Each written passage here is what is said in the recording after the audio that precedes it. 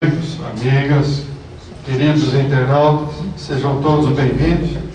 Vamos dar sequência ao estudo do livro A Obsessão e Suas Máscaras.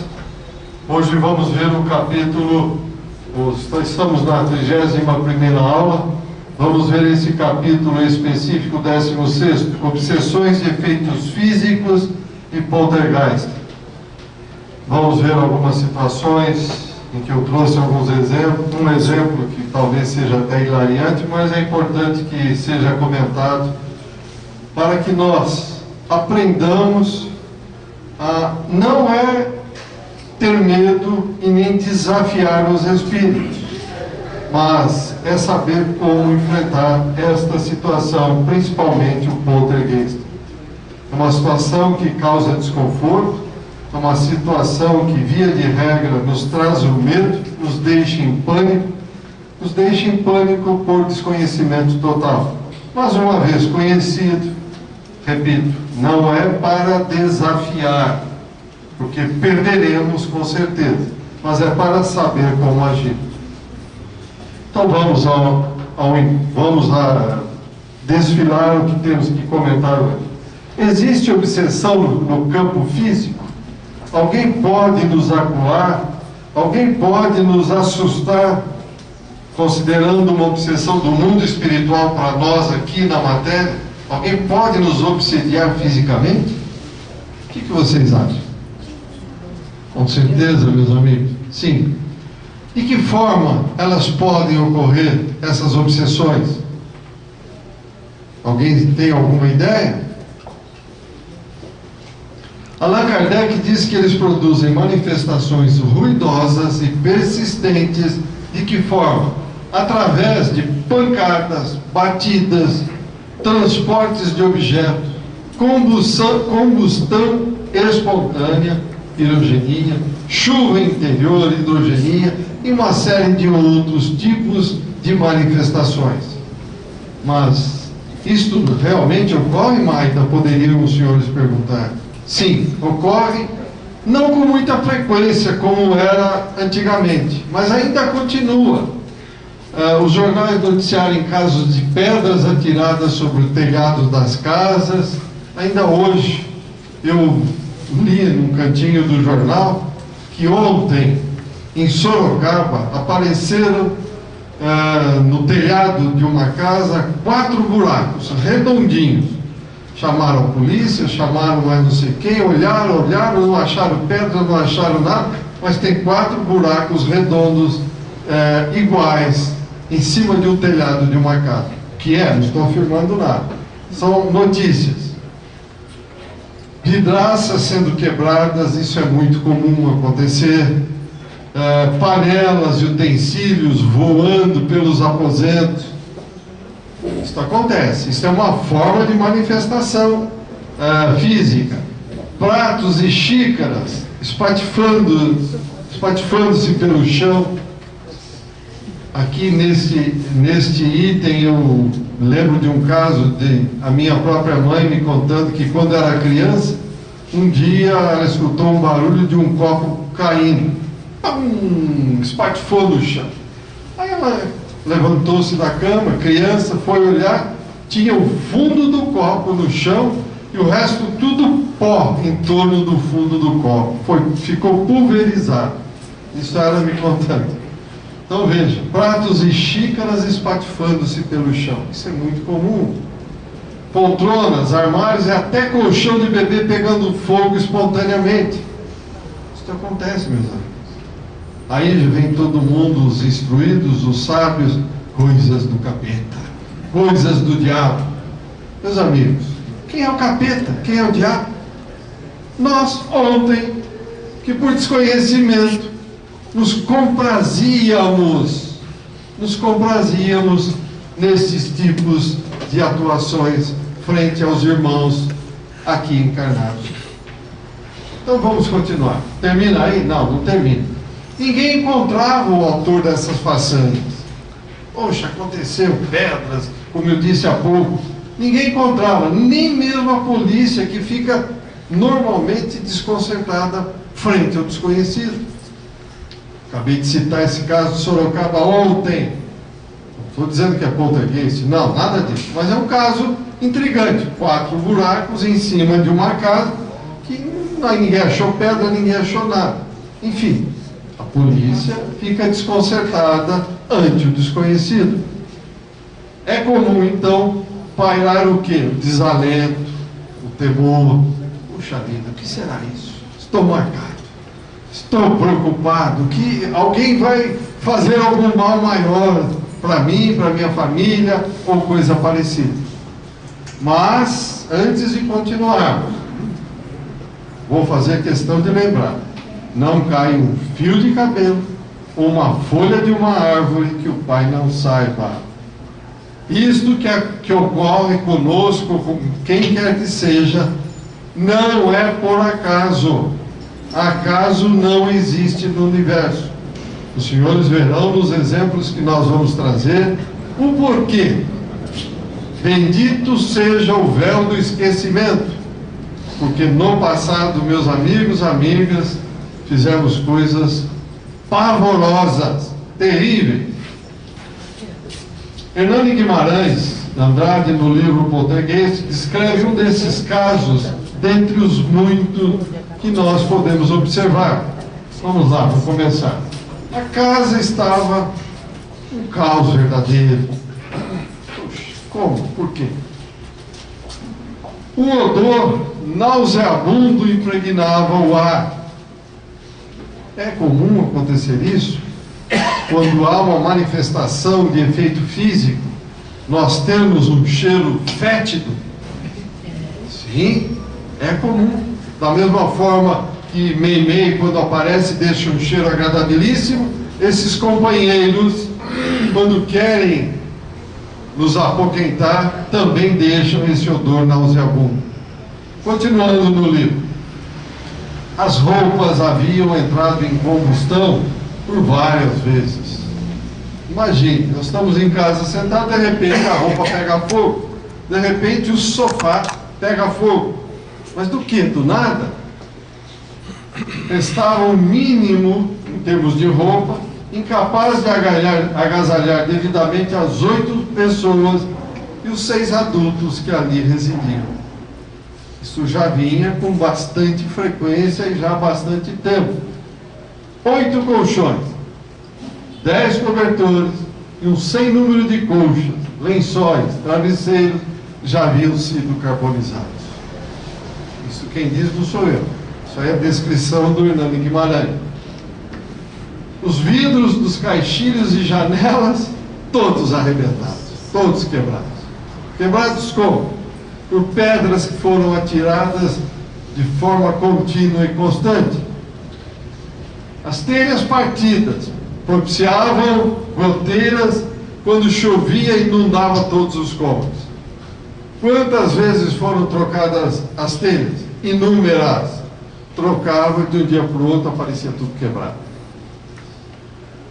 Portanto, como ele dizia aqui, por tudo isso que vimos, uma desolação, um desânimo total abateu sobre a família. O sofrimento coletivo já estava no 7º mês. Imagine, 7 meses aguentando esses tipos de coisa. Então veja bem, o que é isso? É uma descrição de um fenômeno de efeito físico também conhecido como poltergeist, que é uma palavra de origem alemã, que é composta por 2 vocábulos, ou seja, polter, fazer barulho, e geist, espírito, um espírito fazedor de barulho, ou geist, a pronúncia vai depender de cada um conforme aprender. Estamos em português, vamos falar em português o que nós estamos lendo. Etimologicamente significa, então, espírito barulhento, galhofeiro, desordeiro. Portanto, é uma entidade de ordem inferior responsável pelo fenômeno. Então, quem é que vai fazer um tipo de brincadeira desta? Ou, que é mais provável e mais comum, uma vingança. Um espírito de ordem inferior. Porque um espírito de ordem superior, ele não vai perder tempo com esse tipo de coisa. Pois não, Locatelli. Não, mas porque ele tem poderes para fazer isso, o espírito inferior, o que faz ele fazer? Ele tem alguém, né, que é o pivô de tudo Nós isso. vamos chegar lá. Já nós vamos chegar, chama epicentro. O epicentro. Tem alguém que fornece o ectoplasma. Senão não faz. Senão não faz. Tá bom? Então vamos chegar já. Estamos caminhando para chegar lá. Então veja, é um espírito de uma ordem inferior. Porque um espírito de um nível mediano para elevado não vai perder tempo com esse tipo de coisa. Ele já sabe que ele estaria plantando para colher depois. Então ele não vai mais perder tempo. No André Luiz, no livro Mecanismos da Mediunidade, ele nos elucida o seguinte: se a personalidade encarnada acusa a possibilidade de larga desarticulação das próprias forças anímicas, encontramos aí a mediunidade de efeitos físicos, suscetível de exteriorizar-se em graus diversos. Então veja, vamos esmiuçar isso. Desarticulação das próprias forças anímicas. O que é isso? O que é desarticular? Já vimos isso em outros encontros. O que é desarticular as forças anímicas? Eu digo sempre, ó, paz, amor, harmonia e equilíbrio. É sair fora disso. É achar que eu sou dono da verdade. É achar que eu posso resolver as coisas ao meu modo e à minha maneira. Eu desarticulo isto que é a paz, o amor, a harmonia e o equilíbrio, que está dentro de nós. Isto é intrínseco. Fomos criados por Deus. A nossa origem é dele. Deus é isto, é o universo. É paz, amor, harmonia e equilíbrio. A partir do momento que eu saio deste patamar, eu tiro da minha vista, tiro do meu objetivo esses 4 itens, eu desarticulo as minhas próprias forças anímicas. E desta forma, encontramos aí o que? A nossa mediunidade de efeitos físicos. Ou seja, forneceremos, por estar em desequilíbrio, o ectoplasma para que os companheiros da espiritualidade dele se utilizem para fazer exatamente isso que nós vimos até agora. Pois não, Isabel? Vamos chegar lá, tem um exemplo dele aqui. Mas qual é o exemplo que você quer dar de Moisés? O caso dele, como missionário, ele tinha que, não é desequilibrar o povo, mas ele tinha que mostrar o poder. Sim, Moisés tinha que mostrar algum poder. E qual é o poder dele? Qual deles você quer comentar? Vamos lá. Para nós encaixarmos aqui, eventualmente, em poltergeist. Não está funcionando. Tá. Então veja, nós vamos ter inúmeros exemplos aí no mundo espiritual, no cristianismo antigo, enfim. Enquanto a humanidade começou a se desenvolver, muitos desses casos ocorreram. Não, mais fácil. Então Moisés, obviamente, ele usou os poderes dele para poder mostrar àquele povo da época que realmente ele era um médium, não de Deus. Moisés não falou com Deus e não recebeu da mão de Deus absolutamente nada. Ele recebeu de espíritos superiores os 10 mandamentos. Quem somos nós para face to face com Deus? Isso não existe. Estamos tão longe, mas tão longe, que nem com um telescópio a gente não vai conseguir enxergar nada, meus amigos. Não tem chance. Nossa evolução numa escala infinita, estamos no 2º degrau. Como nós vamos querer? Estamos em paz, amor, harmonia, equilíbrio? Tal qual é o universo? Basta ver uma fechada que te leva na rua, no dia a dia. Então, normalmente, os jovens mal saídos da primeira infância são o epicentro desses fenômenos. Porque, veja, Voltando então, meus amigos, nós estamos falando aqui em desarticulação das próprias forças anímicas. Eles, por acaso, conseguiriam articular essas forças se eles estão em desenvolvimento? Não, não conseguiriam. Por isso, normalmente, essa desarticulação, normalmente, não é só, mas normalmente ocorre neste período, saindo da infância, entrando para a primeira, os seus 10 aos 15 anos, por aí. Servem de medianeiros aos desencarnados, como nós falamos agora, menos esclarecidos, que com eles se afinam. Como Deus vai permitir que um jovem, de repente, venha um espírito maldoso e com ele se afinam menos esclarecidos? Se afina hoje, agora, e na outra vida, e nas anteriores. Eram sócios nos crimes. Eram sócios na dilapidação das coisas alheias. Por isso eu fiz questão de falar a vocês, e vou repetir: não cai um fio de cabelo ou uma folha de uma árvore que o pai não tenha conhecimento. Acaso não existe. Somos artífices do nosso próprio dia a dia, do nosso futuro, baseado no nosso passado. Com o fornecimento do ectoplasma, o espírito produz as batidas, os deslocamentos e etc. Nós precisamos de 2 pontos de apoio: a vontade do espírito, que é um dos pontos de apoio, e o segundo é o ectoplasma. Tente levantar alguma coisa com um dedo só. Um ponto de apoio não conseguiremos, mas com 2 nós teremos chance. Certo? Então vamos em frente. Isso aí o doutor Hernani ainda ele diz o seguinte: fornecimento da energia, o ectoplasma, é o epicentro do fenômeno e pode comandá-lo inconscientemente, como só ia acontecer. 90 e tantos % dos casos ele é comandado inconscientemente. O jovem não tem nem a mínima ideia que ele é o causador disso tudo.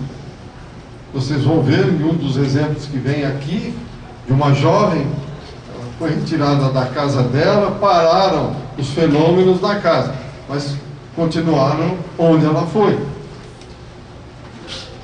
Como já citado, o jovem é jovem e não demonstra nenhuma exaustão das forças físicas, embora haja grande produção de eventos. Imagine um jovem, 10, 11, 12, 15 anos, está em plena produção, o ectoplasma está em ebulição. O André Luiz confirma isso. Então, não vamos entrar em detalhes quanto às teorias explicativas das correntes da parapsicologia. Isso não é o momento desse estudo. Nós estamos vendo o efeito físico. Acreditamos que o livro Poltergeist ou Poltergeist, ou Poltergeist como queiram, de Hernani Guimarães Andrade, é uma excelente indicação para quem queira dissecar esses fenômenos que levam o pânico e o desespero a muitas famílias. Então vejam, o fenômeno do poltergeist só vai ocorrer se tiver alguém altamente endividado com outro alguém encarnado, endividado com outro alguém, porém desencarnado, que está cobrando. Senão, não vai acontecer. Kardec, no livro dos médiuns, apresenta orientações seguras. Na revista Espírita, Kardec várias vezes comentou esses fenômenos. Exemplo, agora o Flávio vai fazer o comentário, é o caso do batedor de Bergzabern, ocorrido na Baviera nos anos de 1852 e 1853. Bom, esse caso da revista Espírita esse caso começou, creio que em maio ou junho, a revista Espírita de 1858. Então Kardec ele faz esse espírito batedor em 3 partes. E em 1859 ele traz a entrevista que eles fizeram com ele. Então, o que era? Uma menina, uma criança, que num vilarejo da Alemanha, eles começaram a perceber que havia uma arranhadura constante na casa. Aí da arranhadura passou a bater. Aí, cidade pequena, 1800 e pouco, né? Começou a juntar gente. Aí começaram a entrar na casa para ver o que acontecia. Aí esse espírito dizia quantos tinham na casa com batida, que cor era a blusa de não sei de quem não estava na reunião anterior estava lá agora, então eles iam falando o nome, ele ia batendo sim ou não. Quer dizer, às vezes ele se irritava, jogava coisas de um lado para o outro, quase que acertou o pai da menina com um banco que voou, né? Então o berço dela levantava, dava voltas, quer dizer, trocaram de quarto, as batidas foram para aquele quarto, trocaram a menina de casa, as batidas foram para aquela casa, quer dizer, ia perseguindo. No final, o Kardec explica como esses fenômenos aconteciam. No finalzinho, na última vez que ele traz os exemplos, que ele foi tirando de um jornal da Alemanha, né? Ele fala o seguinte: quando o governo entrou na situação, eles internaram a menina numa casa de saúde e ninguém mais chegou perto dela. Ninguém. Quer dizer, o governo abafou e fim de caso. Não tem um final essa história. Aonde que o Kardec chega? Que a menina era uma médium excepcional, apesar de criança, médium de efeitos físicos, médium com ectoplasma poderoso, com vários tipos de mediunidade, e que a manifestação acontecia justamente por causa dela. Então ela ficava de olho fechado, falava orações, ela voltava chorando de sonhos, porque ela chegou a dizer que ela chegou a ver a crucificação de Cristo, quer dizer, levavam com o pensamento até lá. Então vejam, e ele não falava absolutamente nada, eram só pancadas, batidas, arranhaduras e joguete, deslocava objetos, né, jogava esses objetos para lá e para cá, puxava a coberta, quer dizer, era só efeito físico e sem muita... como é que eu vou dizer? Sem nada além disso. É um espírito realmente mediano para inferior. E acho que é bom usar o exemplo do tambor de Berezina, né? E acho que em agosto de 1858, o Kardec entrevista o tambor de Berezina. Ele era da banda do exército. E ele morreu na Rússia quando Napoleão estava invadindo, antes de Moscou. Ele não chegou a entrar em Moscou. E ele dizia o seguinte, que ele só poderia fazer aqueles efeitos físicos se determinado médium estivesse lá. E ele explicou como é que ele fazia isso. Quando o médium não estava, eles tentaram, não conseguiram erguer a mesa. Quer dizer, só com aquele determinado médium que ele conseguia fazer esses efeitos físicos.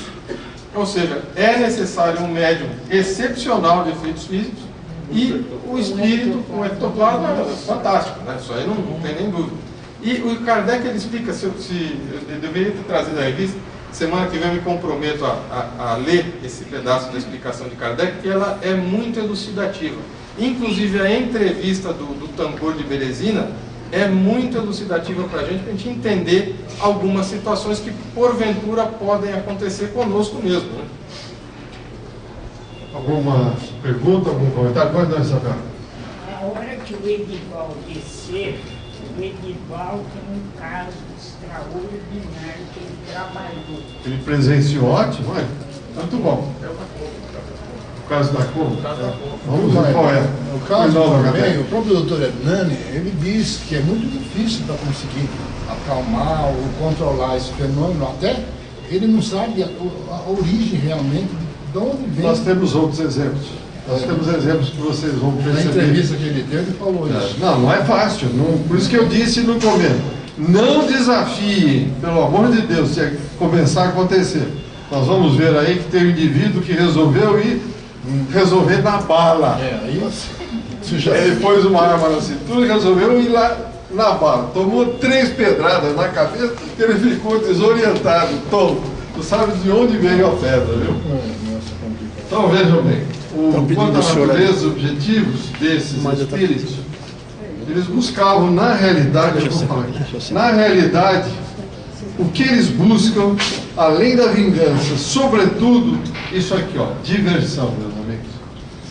Eles querem agitar. Nós não gostamos de aventuras, de agitação. É diferente do lado de lá. Por que que é diferente? Morreu aqui, ninguém muda, ninguém vira santo do dia para a noite. O que é aqui continua lá. Então, esses casos de poltergeist tem bastante... nós temos que nos aprofundar, mas não menosprezar, por favor, e nem desafiar. Daqui a pouco eu vou pedir para o Edivaldo falar um pouquinho da experiência dele. Explica Allan Kardec o seguinte: são espíritos, via de regra, mais levianos do que maus. Riem dos terrores que eles podem causar e das pesquisas inúteis que se empreendem para descobrir a causa do tumulto. Mais uma coisa interessante, vocês querem ver?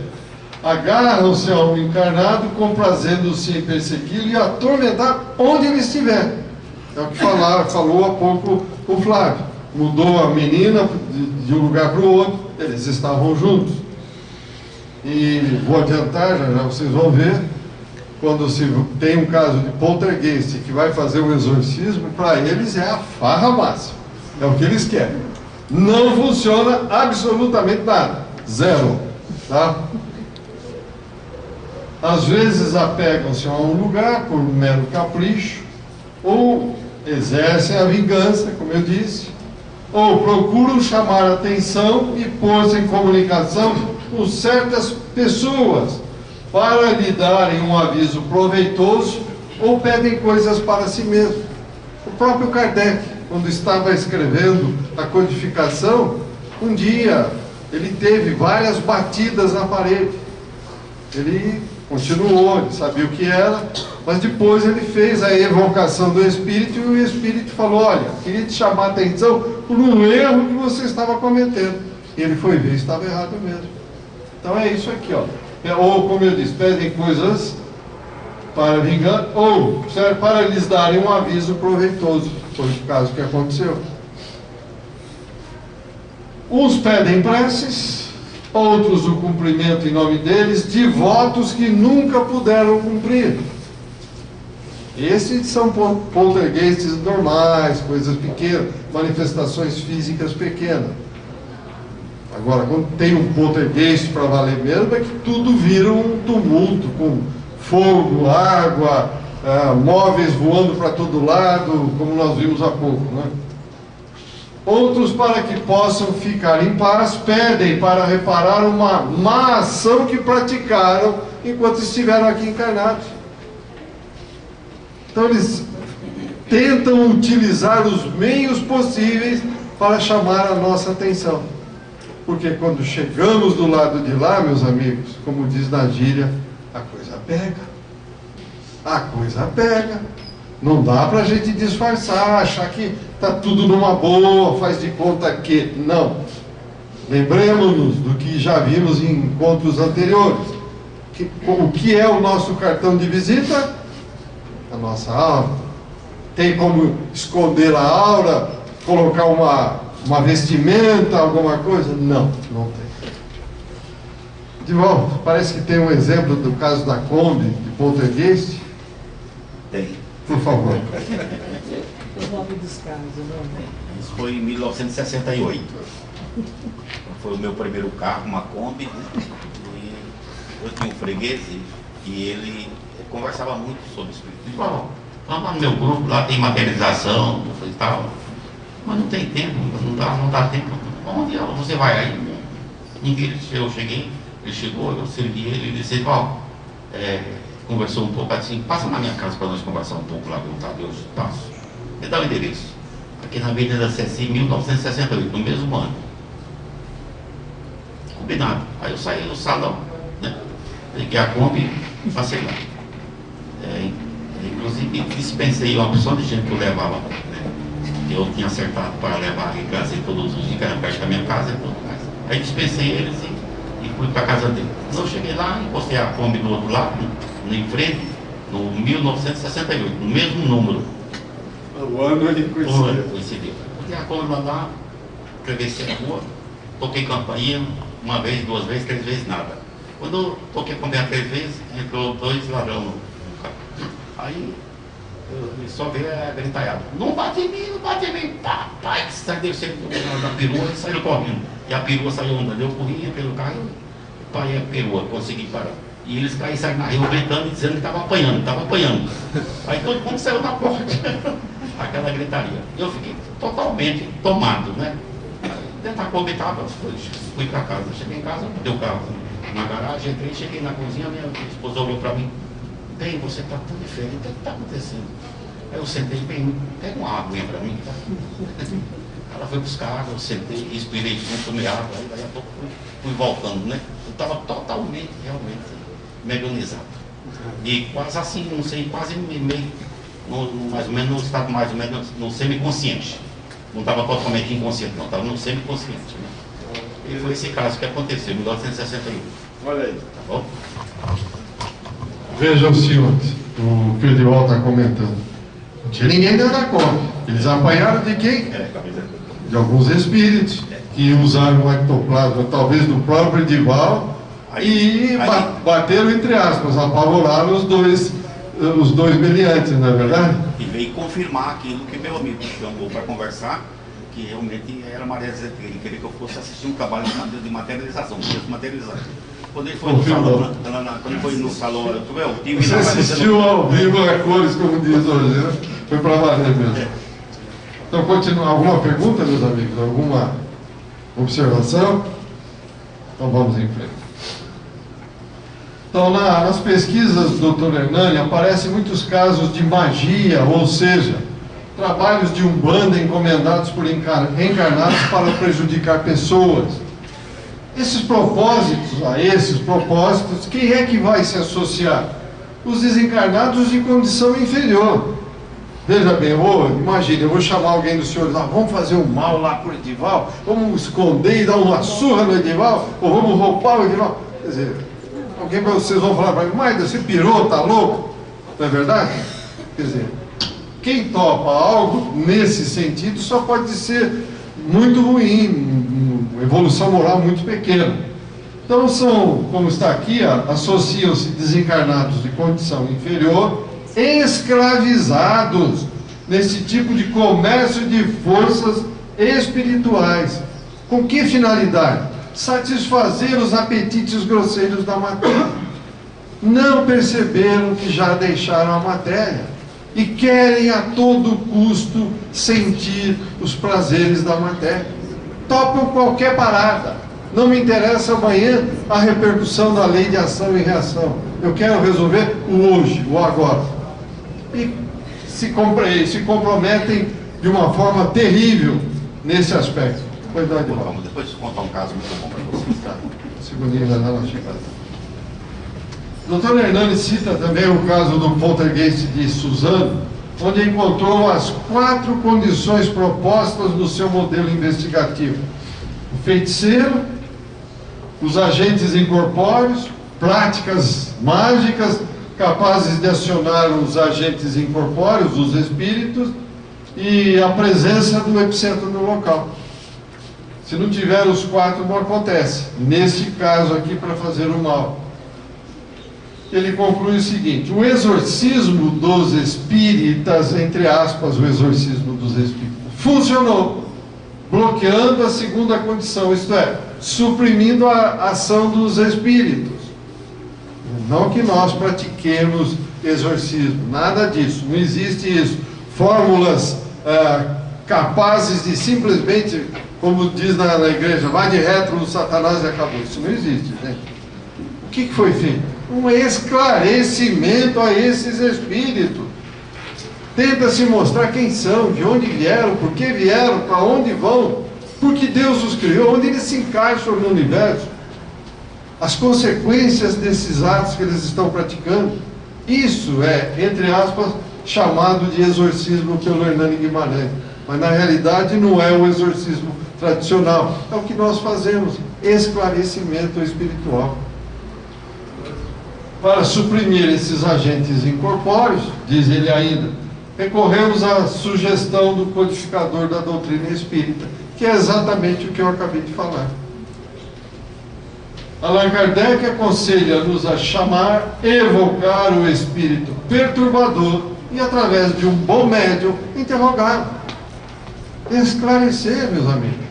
Vai bater em retirada, sair, ai que medo, vamos embora. Não. Que isso, gente? A quem muito for dado, deste muito será exigido.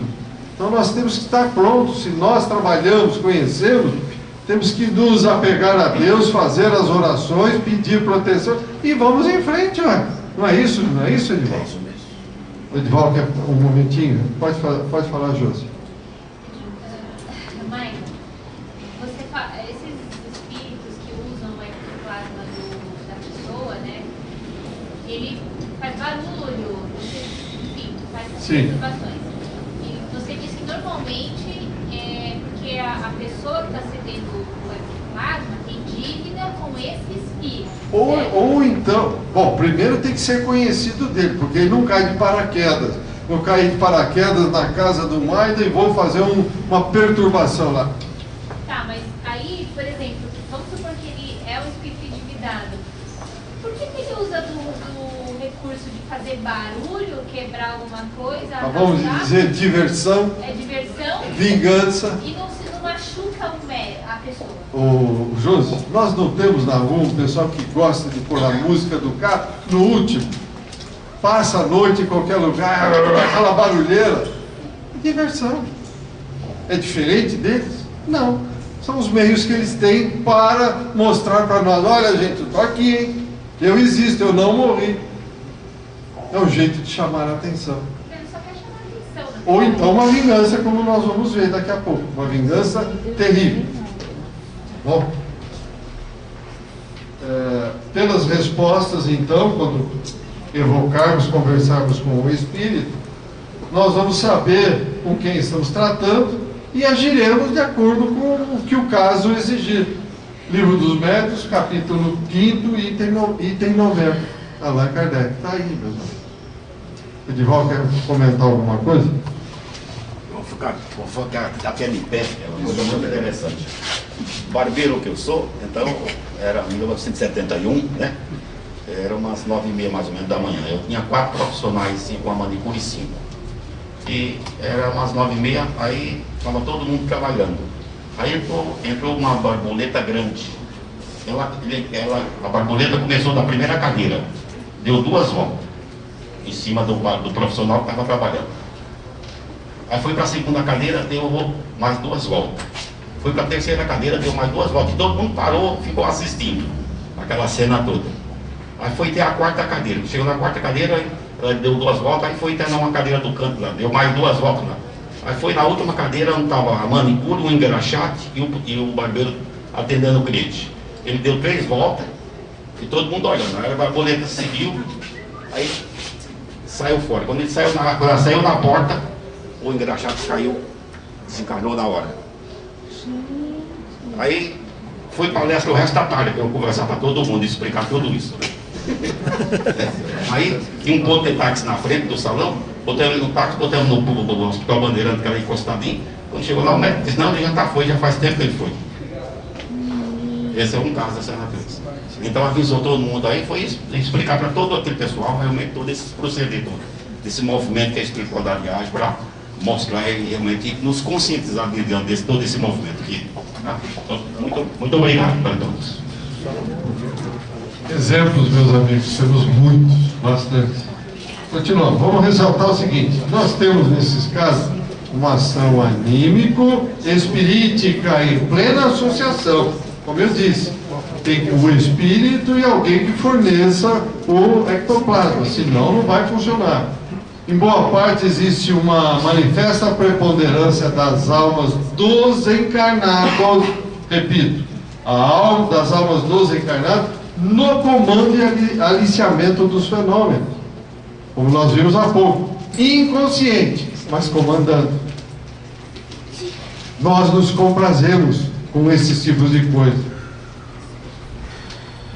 podem ser enquadradas obsessões espiríticas, mas classificá-las também como obsessões anímicas próprias, né? Vem do espírito, ou nós que também estamos obsediando. São fenômenos partilhados que ora se encaixam numa ou noutra classificação, pois os limites que separam uma obsessão anímica de uma espirítica é tão tênue que não dá para a gente falar é aqui ou é aqui. Então, por isso se fala obsessão anímico-espirítica. Trata-se de uma terrível associação entre os dois, com a formação de quadrilha organizada, tendo em vista, na maioria das vezes, uma ação vingativa. Vejamos. Vamos aos casos. Esse caso aqui saiu nessa, não sei se era uma revista ou um jornal, A Vida Misteriosa, Histórias do Outro Mundo. Aqui, ó, um poltergeist. Olha a data, 1911, na França. Então veja, olha aqui os utensílios da cozinha voando por todos os lados. O poltergeist de Euclides da Cunha, na cidade da Bahia, em 1996, recente. Às vezes alguém na proximidade da casa recebia uma pedrada. E cadê o agente? Aquele que tacou a pedra? Jamais era encontrado. As pedradas ficaram frequentes, passaram a atingir o telhado da residência, telhas quebravam, caíam atingindo os moradores. Por mais que vigiassem, os beliantes, como diz aqui na história, não eram encontrados. Então o negócio começou a piorar. Numa noite, os moradores acordaram com fumaça. Um incêndio havia começado em um dos colchões. Após apagar o fogo, vultos foram vistos no canto da casa, como o Edival viu dentro da Kombi. A situação chegou num ponto insustentável. Os incêndios ficaram mais e mais frequentes, toda a roupa deles ficou queimada e emprestada. Resolveram chamar o padre da cidade, e ele heroicamente disse que não ia botar os pés naquele lugar assombrado. Segundo o padre, os tais fantasmas eram imaginação popular, mas o povo sabia que era verdade. Ele estava morrendo de medo de encarar o local, óbvio, né? Na realidade, eu não diria medo, mas ele não saberia como enfrentar a situação. É desconhecimento. Porque ele já sabe de N exemplos que o exorcismo da igreja não funciona. Ele falou, é mais um, eu vou, e aí? O que vai acontecer? Então procuraram o prefeito. Esse resolveu tomar alguma atitude e quase bate as botas. Como? Ao invés de pedras, ele foi atingido por uma machadada nas costas. É mole? Assim como as pedras, ninguém sabe de onde veio ou de quem era o machado. Uma senhora resolveu levar uma foto do Papa. Levou uma pedra na cabeça. Outro quis resolver na bala. Tomou 2 pedradas na cabeça que o deixou desorientado. Pôs o revólver na cintura e falou, eu vou resolver na bala isso hoje. Havia na família um garoto de 13 anos. Que tinha mania de falar sozinho e acostumava a ouvir vozes. Era o epicentro. Ele estava fornecendo ectoplasma. Então a família passou a frequentar um centro espírita. Acabou. Outro caso, família Lutz, dos Estados Unidos, em 1976. O que aconteceu? Foi atormentado por entidades inferiores durante os 27 dias que viveram em uma casa da pequena cidade Amityville, ou Amityville, não sei. Mais tarde passaria às telas do cinema com o nome Horror de Amityville. Esse filme, fizeram o filme. Um dos integrantes afirmou que durante a noite havia o ruído de uma banda marcial tocando na sua sala de estar, um evento que só ele constatava. Outro, aqui, Jardim Europa, aqui em São Paulo, 1948, uma família teve a residência assolada dias e dias por várias chuvas de pedra que atiravam contra a casa, quebrando vidraças, estragos. Polícia, como sempre, foi chamada. Vizinhos interrogados, sem solução. Esse caso é um pouquinho mais longo, mas é interessante. Aqui entra a vingança. Vocês vão perceber que não é brincadeira, a coisa é séria. Jaboticabal, São Paulo, dezembro de 1965. Uma respeitável família católica tornou-se o centro de uma atividade poltergeist maliciosa e violenta. Para começar, pedaços de tijolos começaram a cair dentro de casa, aparentemente do nada. Um padre local tentou um exorcismo, mas isso só piorou as coisas. Um vizinho, João Volpe, dentista, que tinha estudado assuntos psíquicos, tornou-se interessado e visitou a casa. Ele logo percebeu que o foco dos distúrbios, o epicentro, era essa menina tranquila e bonita de 11 anos, chamada Maria José Ferreira, que dormia no quarto junto com os empregados. Guardem bem, ó, menina, 11 anos, bonita, chamada Maria José Ferreira. Levou-a para sua casa para ver o que podia fazer. Nada aconteceu por uns dias. Ao retornar a menina para casa, os bombardeios de pedras e ovos recomeçaram. Apareciam do nada e voavam pelos quartos. Volpe contou 312 pedras, tinham caído dentro da casa desde que ela tinha retornado para casa. Nem todas essas pedras eram pequenas, como é frequentemente num caso de poltergeist. Uma delas pesava 3,7 quilos. Então não eram pedrinhas pequenas, para vocês terem uma ideia. Em uma ocasião, uma grande pedra apareceu e começou a descer do teto. Tá? Depois ela partiu em dois pedaços, quando estava a mais ou menos 4 metros do chão. Tchum, desceu. Partiu em 2 pedaços. Quando alguém pegou as 2 peças, elas pareciam que se encaixavam como se fossem magneticamente atraídas uma pela outra. Maria começou a se acostumar com esta atividade frenética. Foi mesmo capaz, agora vejam só, de pedir, da presença invisível, pedir um doce, uma flor ou algum item pequeno, que apareciam imediatamente aos seus pés. Agora vai começar a apertar a coisa. Mas por alguma razão, olha, isso é um poltergeist, para vocês terem uma ideia, o que faz dentro de casa. Por alguma razão mudou seu caráter e começou a confusão na casa.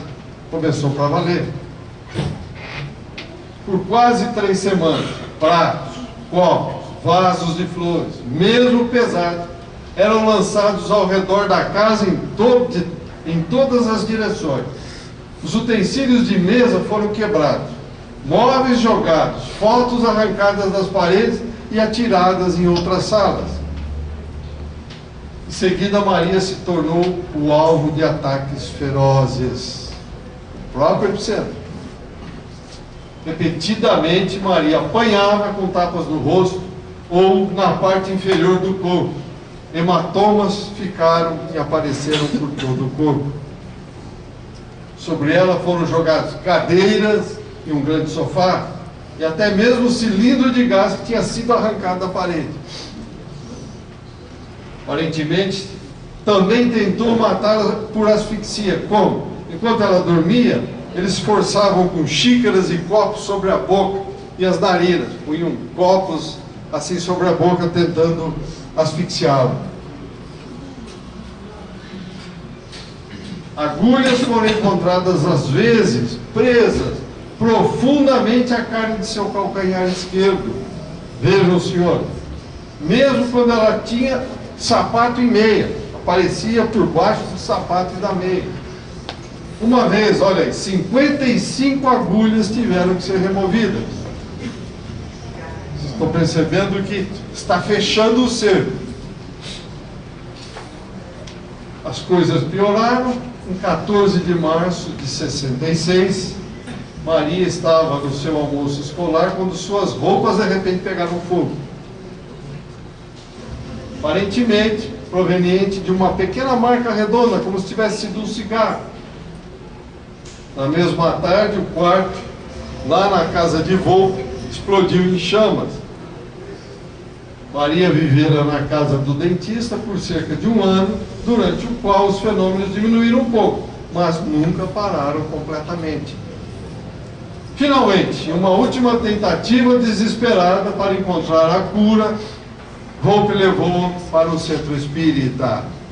E, pasmem o senhor, veja, um espírito veio e falou por meio de quem? Do nosso querido Chico, e anunciou. Ela era uma bruxa. Muita gente sofreu, e eu morri por causa dela. Agora vamos fazê-la sofrer também.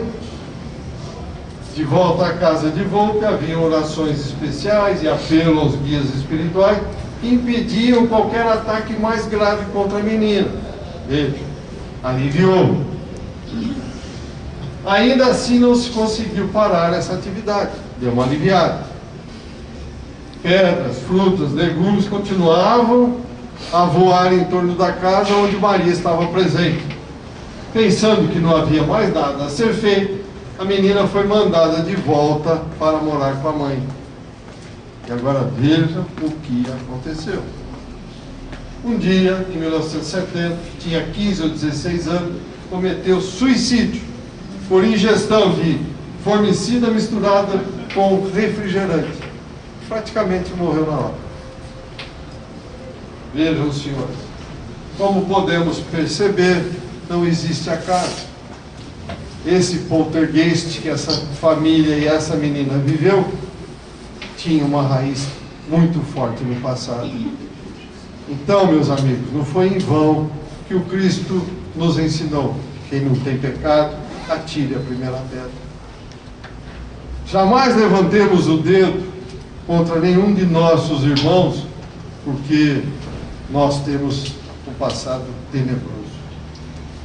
O fenômeno físico, aparentemente sem nenhuma razão, ao ser analisado, pudemos perceber aí, então, a lei de ação e reação, causa e efeito.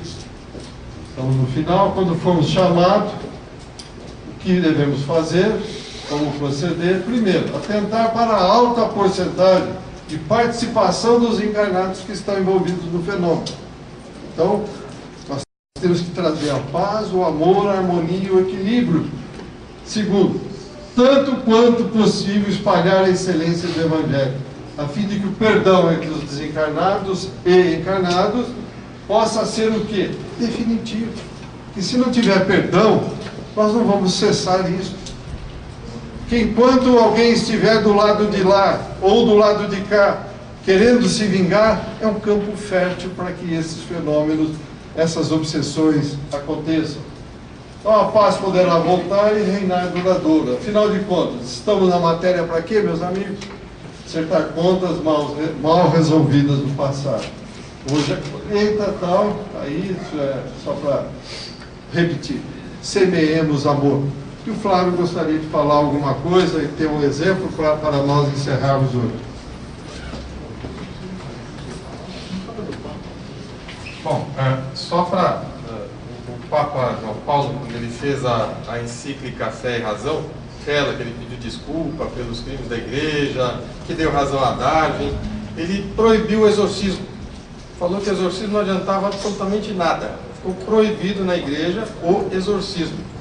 Só que, em uma das várias passagens dele, isso aí que contaram já, ali passeando pela Praça de São Pedro, né, no Papa Móvel Alberto, ele desceu, uma vez mandou parar, desceu, uma moça estava dando espetáculo ali, ele desceu, conversou com ela alguns instantes, ela sentou, ele voltou para o Papa Móvel e continuou andando. O que ele fez? É difícil saber, né, meus amigos? Não foi esclarecer aquilo. Ele já era uma pessoa diferenciada, né, Senhor? Já era uma pessoa diferenciada. Muito. Todo mundo sabe que têmpera que ele tinha. Quer dizer, desceu, esclareceu o espírito, voltou, foi embora. Não houve exorcismo, houve esclarecimento. Né? Mas, infelizmente, ele não poderia explicar o que era aquilo.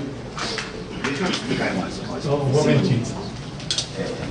O próprio João Paulo, uma semana antes dele desencarnar, terminei a reunião, eu dei 3 passividades, daí a pouco o João Paulo se apresentou-se a mim, a uns 2, 3 metros de altura, sentado e olhando para meus olhos.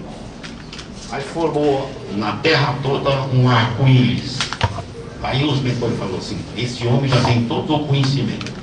Ele já estava desencarnado. Na semana seguinte ele desencarnou.